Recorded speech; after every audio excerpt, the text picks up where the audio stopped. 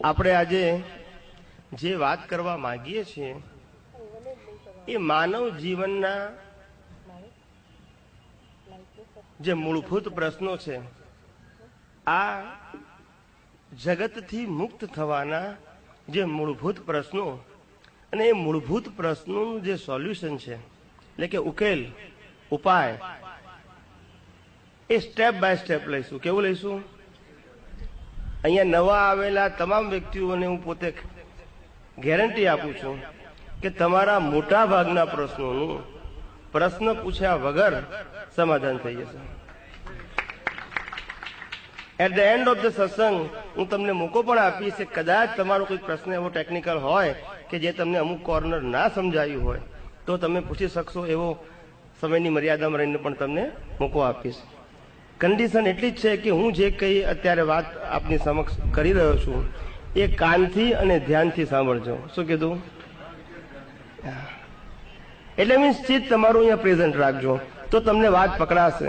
હું જે વાત કરું છું એ લિંક વાઇઝ કરીશ, એટલે આગલી લિંકના આધારે એની આગળની વાત થશે, એની આગળની. એટલે જો તમે વચ્ચેનું મિસિંગ થઈ જશે તો તમને આગળની વાત સમજાશે નહીં. આખું સાયન્ટિફિકલી આખો એપ્રોચ છે, પણ એ નહીં સમજવાને કારણે અનાદિકાળથી આ જગતની અંદર જીવ ભટક્યા કરે છે.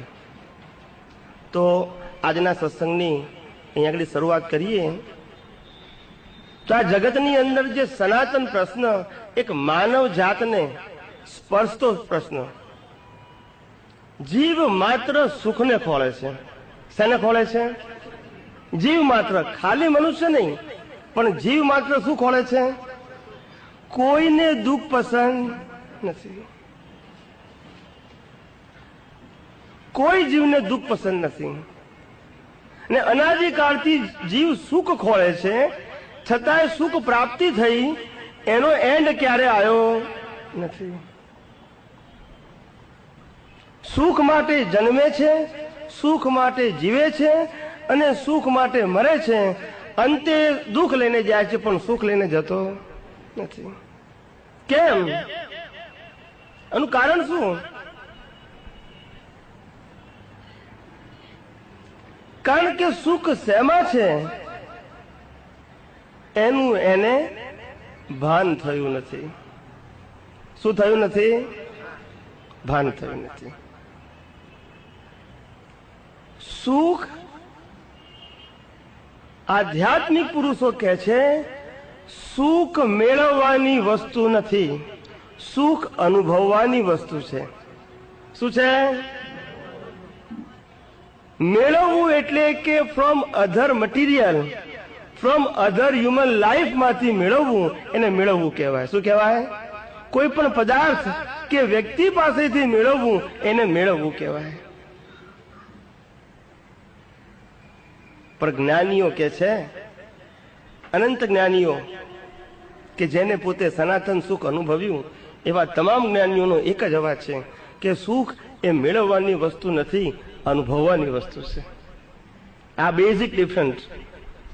આપણે અનાદિકાળથી સુખ ખોળીએ છીએ અને સુખ મેળવવાની વસ્તુ પણ નથી, પણ અનુભવવાની વસ્તુ છે. આ પહેલો ડિફરન્સ. નંબર 2, સુખ મેળવવા માટે મનુષ્ય નાની ઉંમરથી મોટી ઉંમર સુધી અલગ અલગ સ્ટેજીસ પ્રમાણે એ પોતે પ્રયત્ન કરે છે. નાનું બાળક હોય એને એમ લાગે કે રમવામાં સુખ છે, એ રમે છે, એને આનંદ આવે છે. થોડો મોટો થાય છે એટલે સમજાય છે કે હવે રમવામાં સુખ આવતું, પછી લાગે છે કે નહીં ભણવામાં સુખ હશે, એટલે ભણવા પ્રયત્ન કરે છે. સારા માર્ક્સ લાવવા માટે, સારી ડિગ્રી મેળવવા માટે પ્રયત્ન કરે છે. ડિગ્રી મળી ગઈ પછી ખ્યાલ આવે છે હજુ એમાં સુખ છે નહીં. પછી માને છે કે હવે પૈસા કમાવામાં સુખ છે. શેમાં છે? એટલે પૈસા કમાવા પ્રયત્ન કરે છે. કોઈ જોબ કરે, કોઈ બિઝનેસ કરે, કોઈનું પ્રોફેશન હોય, વગેરે વગેરે માર્ગે પૈસા કમાવા માટે પ્રયત્ન કરે છે. પણ ગોલ શું છે? સુખ મેળવવું. ગોલ શું છે? સુખ મેળવવું. પૈસા બી કમાય છે, પછી પણ લાગે છે હજુ આપણે સુખી નથી. માને છે કે હવે આપણે લગ્ન કરીએ તો સુખી થાય, અને લગ્ન પણ કરે છે. પણ પછી બી જાણે છે કે હજુ આપણે સુખી નથી. કે બાળકો ઘરમાં હોય તો આપણે સુખી થઈએ, એટલે બાળકો થાય. હજુ આપણે સુખી નથી. પાછા બાળકોને મોટા કરવાના, એને પાછા પરણાવવાના. તમે જુઓ, સ્ટેપ બાય સ્ટેપ વ્યક્તિ પોતે સુખની અપેક્ષાથી જીવી રહ્યો છે. At the end of the life એ પોતાના જીવનનું તારણ કહે છે કે આજે મેં સુખ મેળવવા માટે જીવન પસાર કર્યું, પણ આજે મને સુખ પ્રાપ્ત થયું નથી. આ એનું તારણ છે. શું છે? તો કે સુખ માટે જીવ્યો અને જેમાં જેમાં સુખ માન્યું તે વસ્તુઓ એને સમય સમય મળી અને એન્ડ ઓફ ધ લાઈફ એ તારણ એવું કાઢે છે કે આજે પણ હું સુખી નથી. કેમ? જેમાં સુખ માન્યું તે મળ્યું. રમવામાં સુખ માન્યું, રમવાનું મળ્યું. ભણવામાં સુખ માન્યું, ભણવાનું મળ્યું. પૈસા કમાવામાં સુખ માન્યું, પૈસા મળ્યા. લગ્ન કરવાનું સુખ માન્યું, લગ્ન કર્યું. છોકરાઓમાં સુખ માન્યું, છોકરા મળ્યા. છતાંય દુઃખી કેમ?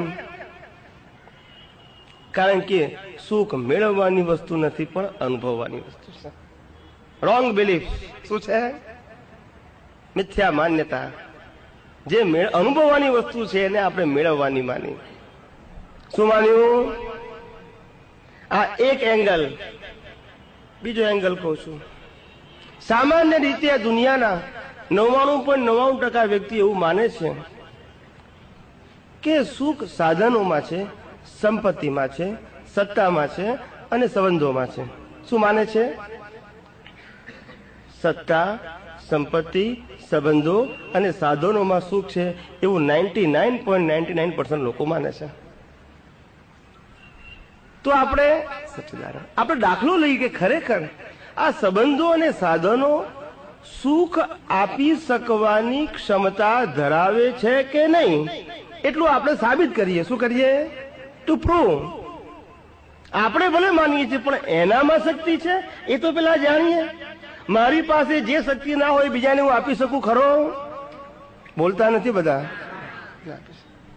જે શક્તિ મારી પાસે ના હોય એ બીજાને હું આપી શકું? ના આપી શકું. તો સાધન, સંપત્તિ, સંબંધો માં સુખ માનીએ છીએ ખરા, પણ એનામાં આપવાની શક્તિ છે એ પ્રૂવ કરવા માંગીએ છીએ આપણે. દાખલો લઈએ. દુનિયાના મોટા ભાગના વ્યક્તિઓ લક્ષ્મીમાં સુખ માને છે. માને છે કે નહીં?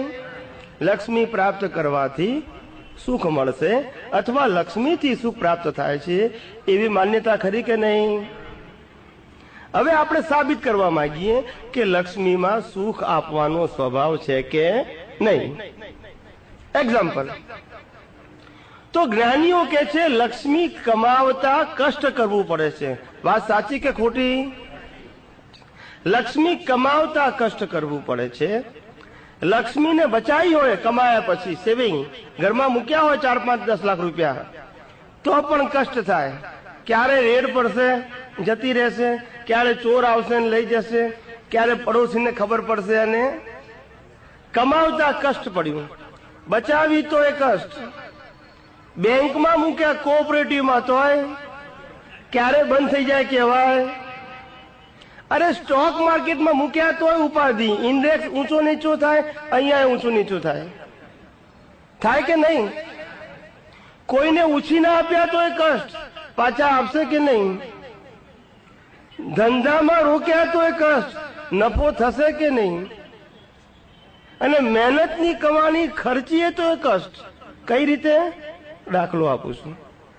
એક ભાઈનો પગાર 15,000 રૂપિયા હતો મહિને. કેટલો પગાર લઈને 1 મહિનાની મહેનત પછી 30 દિવસ પતી ગયા અને 30 દિવસ પછી 7 તારીખે પગાર આવે, એટલે 37 ડેઝ. ક્યારે આવે? 37મા દિવસે એને પગાર હાથમાં આવે. એ પગાર લઈને, કારણ કે આખા મહેનતની મહિનાની મહેનત છે. શું છે? માન અપમાન સહન કરવા પડે, નાના મોટા ગમતા કે ના ગમતા કામ પણ કરવા પડે. અને આટલી મહેનત કર્યા પછી 1 મહિનાનું જે મજૂરી રૂપે જે ફળ મળે છે એ પગાર લઈને ઘેર આવે છે. અને ઘેર આવે છે, એના પત્નીને આપે છે. એની પત્ની રાજી રાજી થઈ જાય છે, ચલો પગાર આવી ગયો. હવે પછી એની પત્ની કહે છે કે તમે પગાર લાયા, બહુ સારું કર્યું, મેં પ્લાન કરી રાખ્યો છે. શું કહે છે? એટલે પેલો કે હવે પ્લાન શેનો કરવાનો, આપણે તો આખો મહિનો ચલાવવાનો છે. અરે કે છે સોફા લાવવાનો છે આપણે. શું લાવવાનો છે? સોફાની કિંમત બરાબર 15,000 રૂપિયા. એટલે પેલો ભાઈ તો લેવા તો જવું જ પડે, સાથે રહેવાનું છે. શું છે? ના પાડે તો ઘર તો થોડું જુદું થવાનું છે. નહીતર એકનું મોડું ઉતર ને બીજાનું મોડું શું થાય હવે? એટલે પેલો જાય છે, પણ અંદરથી થાય છે કે આખા મહિનાની કમાણી શેમાં ગઈ? એટલે ખર્ચ્યા તો પણ કમાયા તારે કષ્ટ, બચાયા તારે કષ્ટ, બેંકમાં મૂક્યા તોય કષ્ટ, સ્ટોકમાં રોક્યા તોય કષ્ટ, કોઈને ઉછીના આપ્યા તોય કષ્ટ, ધંધામાં રોક્યા તોય કષ્ટ, અને ખર્ચ્યા તોય. હવે સુખ ક્યારે મળ્યું એ કહો હવે? હે? એ તો નવો હોય ત્યારે, પછી જૂનો થાય ત્યારે. એટલે લક્ષ્મીનો સ્વભાવ, જ્ઞાની પુરુષનું સ્ટેટમેન્ટ હવે કહું છું. જ્ઞાની પુરુષ એવું કહેવા માંગે છે કે લક્ષ્મી એ નકામું સાધન નથી. શું કે છે? જ્ઞાની પુરુષ એવું કહેવા માંગે છે લક્ષ્મી એ વ્યવહારનું વિનિમયનું સાધન માત્ર છે. શું કીધું? વ્યવહારનું વિનિમયનું સાધન માત્ર છે, પણ સુખનું સાધન નથી. શું કે છે? નથી. આપણે શું જોઈએ છે? અને લક્ષ્મીમાં સુખ આપવાનો સ્વભાવ નથી. આ એક દાખલો. દાખલો નંબર 2 કે લક્ષ્મીની જે વાત કરી એને બીજો એંગલ લઈએ તો કે લક્ષ્મીને આધારે સુખ હોય તો જે વ્યક્તિઓ પાસે લક્ષ્મી નથી એ બધા દુઃખી કહેવાય ને. જો લક્ષ્મીને આધારે આપણે સુખ માનતા હોય તો જેની પાસે લક્ષ્મી નથી એ બધા કેવા કહેવાય? એટલે આ દુનિયાની અંદર જે લોકો અકિંચન છે, અકિંચન એટલે શું ખબર છે?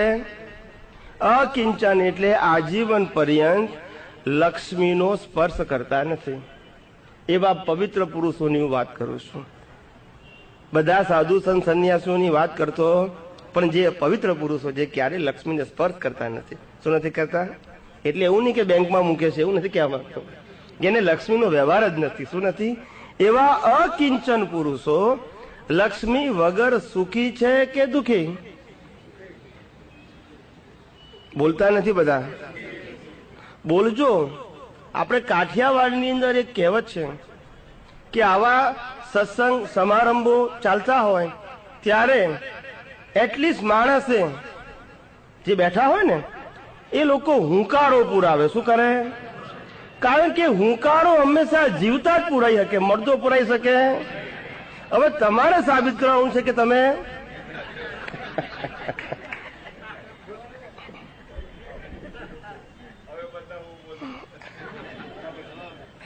એટલે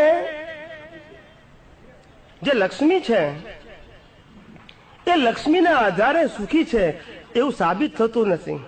પણ લક્ષ્મી જરૂરની સાધન છે. શું છે?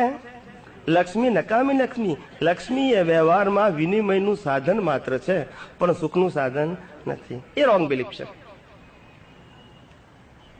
લક્ષ્મીનો ત્રીજો એંગલ આપીએ. લક્ષ્મીને આધારે જો સુખ હોય તો આજે જેની પાસે 2000 કે 5000 રૂપિયા ભેગા થયા નથી એ ભગવાનને પ્રાર્થના કરે છે કે હે ભગવાન, જો મારી પાસે 1 લાખ રૂપિયા ભેગા થઈ જાય તો હું સુખી થઈ જાઉં. પણ જેની પાસે આજે 1 લાખ છે સુખી છે? લાખ વાળો કે હે ભગવાન, મારી પાસે જો 25 લાખ થઈ જાય તો હું સુખી થઈ જાઉં. પણ 25 લાખ વાળો સુખી છે? 25 લાખ વાળો કે ભગવાન, મારી પાસે 5 કરોડ થઈ જાય તો હું સુખી થઈ જાઉં. પણ 5 કરોડ વાળો સુખી છે? એટલે લક્ષ્મીને આધારે સુખી છે એ આ એંગલથી પણ સાબિત થતું.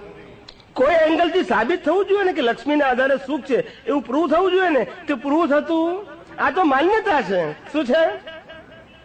પણ પ્રૂવ થતું નથી. એ આપણી માન્યતા છે. પણ લક્ષ્મીમાં સુખ આપવાનો સ્વભાવ હવે થાય છે? નથી થતો. આ બધા એંગલથી એક એક્ઝામ્પલમાં તો સાબિત થયું આપણને કે લક્ષ્મી એ વ્યવહારનું વિનિમયનું સાધન માત્ર છે, પણ સુખનું સાધન કે સુખ આપવાનું સાધન નથી. સમજી ગયા બધા? સમજી ગયા સાહેબ?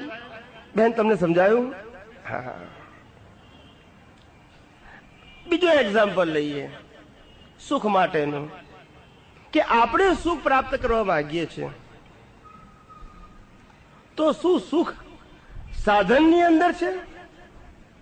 એક લક્ષ્મીનો દાખલો આપ્યો, હવે બીજો સાધનનો દાખલો આપું છું કે શું સુખ સાધનની અંદરથી પ્રાપ્ત થાય છે? દાખલો એક્ઝામ્પલ આપીએ. દાખલા તરીકે વાહન કોઈ પણ પ્રકારનું. એક ભાઈ છે કે જેની ઉંમર 45 વર્ષની છે, ઘરમાં જ 5 જણા ખાનાર છે ને એની આવક 5-7 હજાર રૂપિયા છે. કેટલી? હવે તમે વિચારી શકો છો કે 5 કે 7 હજાર રૂપિયા જેની આવક હોય એનું ઘર માંડ ચાલતું હોય. કેવું? એની પાસે કશી બચત થાય નહીં.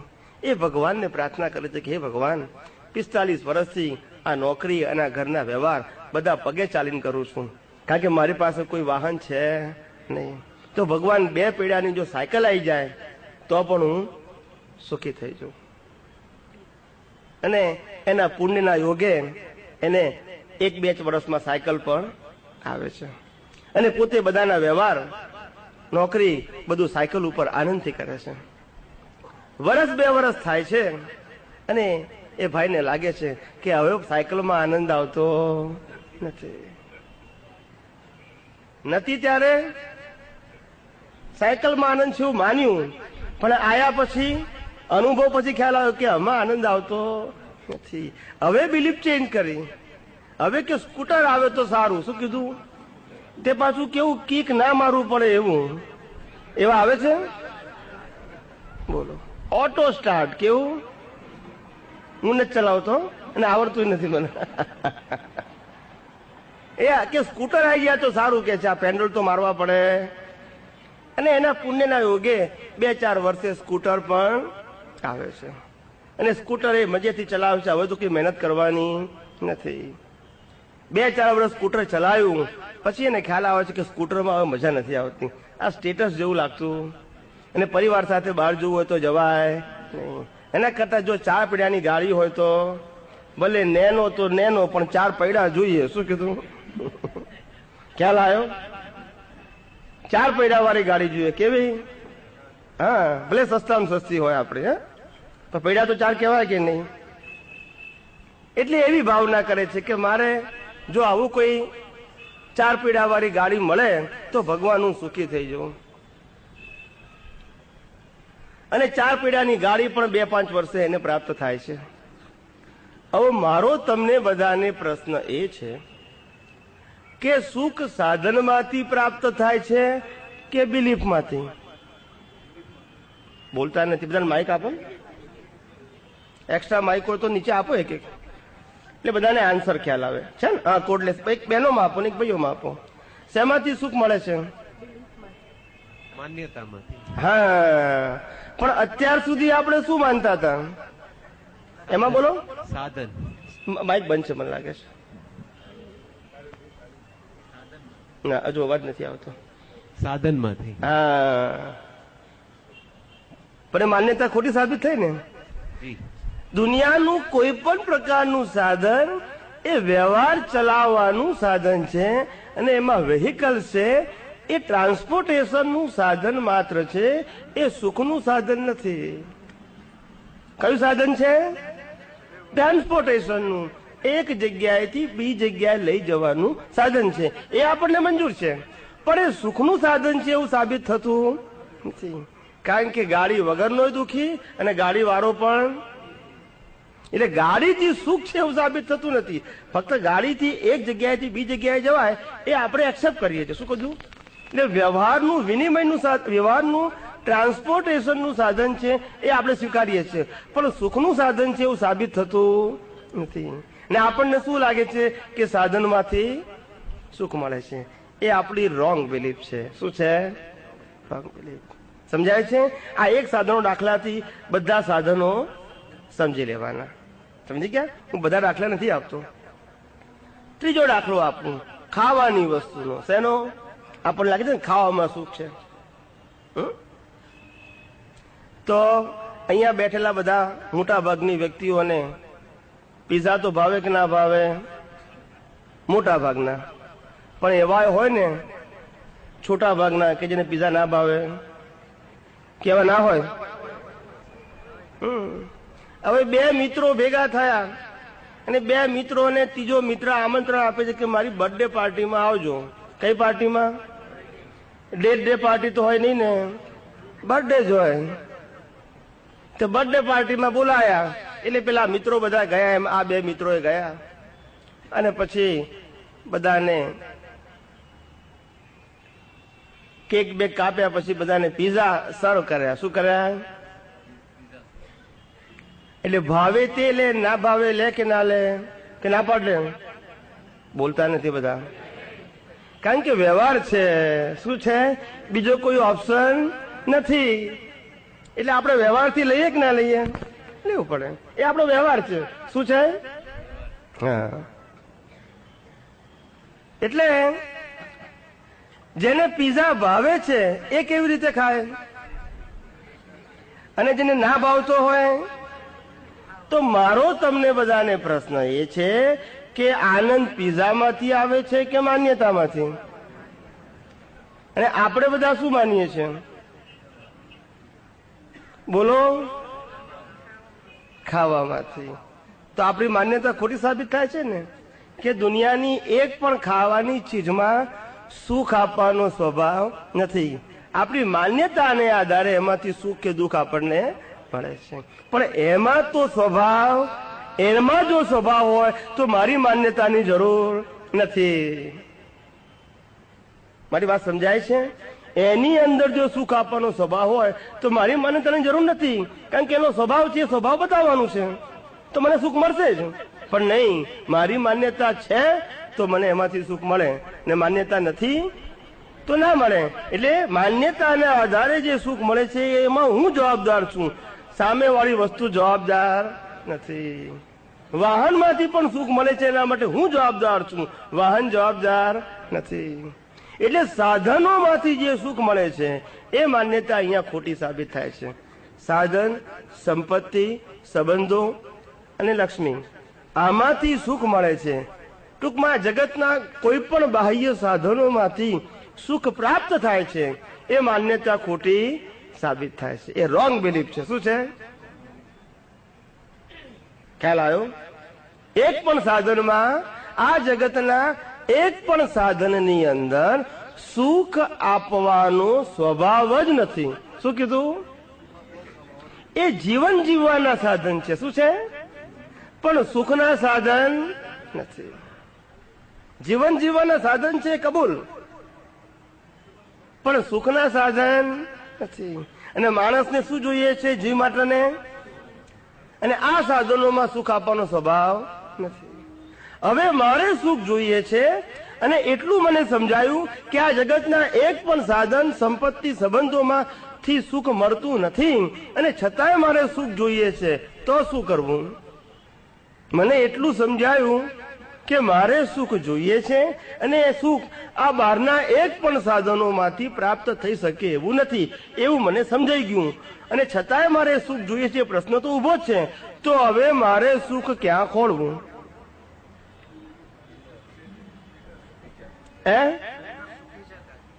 પણ ક્યાં? એટલે પણ ખરેખર એ તો તમે શબ્દ કીધો, પણ ક્યાં?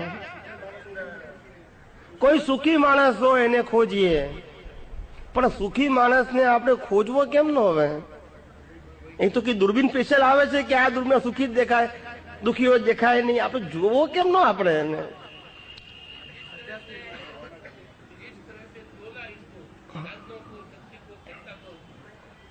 बोलिए बोलिए, माइक में बोलिए, सब सुने इसीलिए. जिस तरह से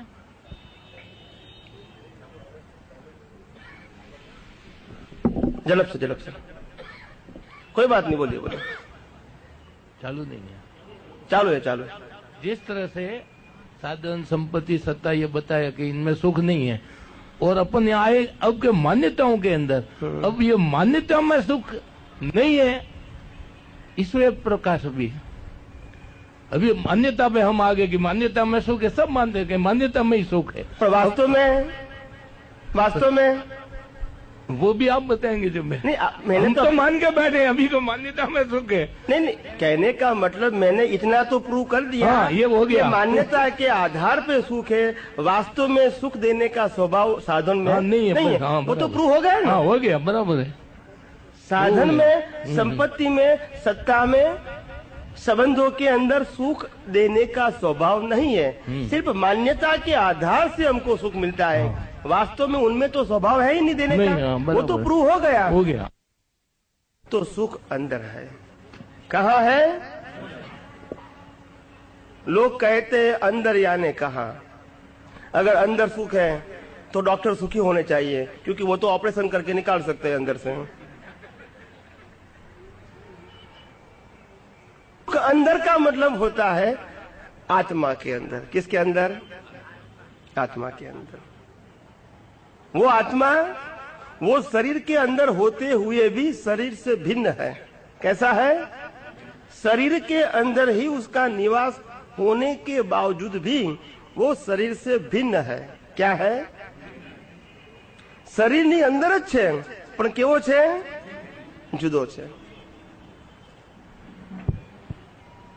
તો જ્ઞાની પુરુષ એટલું કહેવા માંગે છે કે સાધનોમાં સુખ આપવાનો સ્વભાવ નથી, છતાં પણ આપણે આપણી માન્યતાથી એમાંથી સુખ મેળવવા પ્રયત્ન કર્યો અને માન્યતાનું સુખ મળ્યું પણ ખરું। શું કહું છું? બિલકુલ ધ્યાનથી સાંભળજો। એક શબ્દ આગળ પાછળ ના થવો જોઈએ, નહીતર વાતનું વતેસર થઈ જશે। જ્ઞાની પુરુષ કહે છે આ જગતની અંદર સાધનોમાં સુખ આપવાનો સ્વભાવ નથી, પણ આપણે આપણી માન્યતાથી સાધનોમાં સુખ મેળવવાનો પ્રયત્ન કર્યો અને માન્યતાવાળું સુખ મેળવ્યું પણ ખરું। બરાબર છે? માન્યતાવાળું કેવું? પણ જે આત્માનો સ્વભાવ અનંત સુખ વાળો છે, શું કહું છું? જે આત્માનો સ્વભાવ જ અનંત સુખ વાળો છે, માન્યતા નથી, એનો સ્વભાવ છે। શું છે? એ અનંત સુખ વાળા આત્માનો જે સ્વભાવ છે, એ આત્માને આપણે ઓળખીએ, જાણીએ, અનુભવીએ તો આપણને સુખ પ્રાપ્ત થાય કે નહીં? એ સુખ માન્યતા વાળું છે કે હકીકતનું છે? સમજાય છે મારી વાત? આત્મા પોતે અનંત સુખ વાળો છે, લક્ષ્મી પોતે અનંત સુખ વાળી નથી, સાધનો પોતે અનંત સુખ વાળા નથી, સંબંધો પોતે અનંત સુખ વાળા નથી, સંપત્તિ અનંત સુખ વાળી નથી। માન્યતાને આધારે આ બધી વસ્તુઓમાંથી સુખ પ્રાપ્ત થાય છે, જ્યારે આત્મા તો અનંત સુખ વાળો છે। અને જો આપણે આત્માને અનુભવીએ તો આપણને સુખ પ્રાપ્ત થાય કે નહીં? બોલતા નથી। जैसे ये सुख के जो साधन दूसरी सत्ता, उनको बराबर बाइकाट हो गया, इनमें सुख है ही नहीं। लेकिन अभी हम ये महसूस कर रहे हैं, तो जिस तरह से ये सारे आपने काट डाले ना, और वास्तविकता के अच्छे काटे, इसी तरह से इस मान्यता को भी काटो कि मान्यता का जो सुख है वो वास्तव में सुख नहीं। इसके ऊपर प्रकाश डालो। वही तो मैं कहने जा रहा हूँ। मान्यता कि आज लोग मान्यता के आधार पे सुख प्राप्त करने का प्रयास करते हैं, वो वास्तव में साधन में से सुख नहीं मिलता है, सिर्फ मान्यता के आधार से साधन में से मिलता है। आज जिस चीज को प्राप्त करने से आपको सुख मिलता है, वही चीज में से कल आपको दुख मिलेगा। इज इट ट्रू और नॉट? आज जिन व्यक्ति के माध्यम से आपको सुख की अनुभूति होती है, वही व्यक्ति की हाजिरी से कल आपको दुख की अनुभूति होती है। ट्रू और नॉट? इससे प्रूव होता है कि साधन, संपत्ति या संबंधों में सुख देने का स्वभाव नहीं है, पर because of our belief we got it the happiness from the material और ह्यूमन रिलेशन। पर वास्तव में ये लोगों में सुख आपવાનો સ્વભાવ નથી। That is true. તો સુખ બહાર નથી પણ અંદર છે, અને અંદર એટલે આત્મામાં। શેમાં છે? આત્મામાં। અને આત્મા એ અનંત સુખ વાળો એનો સ્વભાવ છે, ઇનબિલ્ટ છે। શું છે? ઇનબિલ્ટ સમજાય ને? આ જગતમાં હવે તો આ મોડર્ન જમાનામાં ઇનબિલ્ટ એટલે શું? ઇનબિલ્ટ એટલે એની અંદર એનું એક્ઝિસ્ટન્સ પરમેનન્ટ છે। જ્યાં સુધી એ છે ત્યાં સુધી. અને આત્મા કાયમનો છે એટલે એમાં કાયમનું સુખ છે. મટીરિયલ જ્યાં સુધી હોય ત્યાં સુધી એનો સ્વભાવ હોય એને ઇનબિલ્ટ કહેવાય. શું કહેવાય? અને આત્મા કાયમનો છે એટલે એમાં સુખ પણ કેવું છે? કાયમનું છે. પણ એ ઇનબિલ્ટ છે. શું છે? હા, સેપરેટ નથી, ઇનબિલ્ટ. આત્મા છે ત્યાં સુધી સુખ છે અને આત્મા કાયમનો છે તો કાયમનું સુખ છે. એટલે આવો જે આત્મા છે તે અંદર છે પણ બહાર નથી. ઘણાને વિકલ્પ થાય આત્મા છે એની સાબિતી શું? હું બધા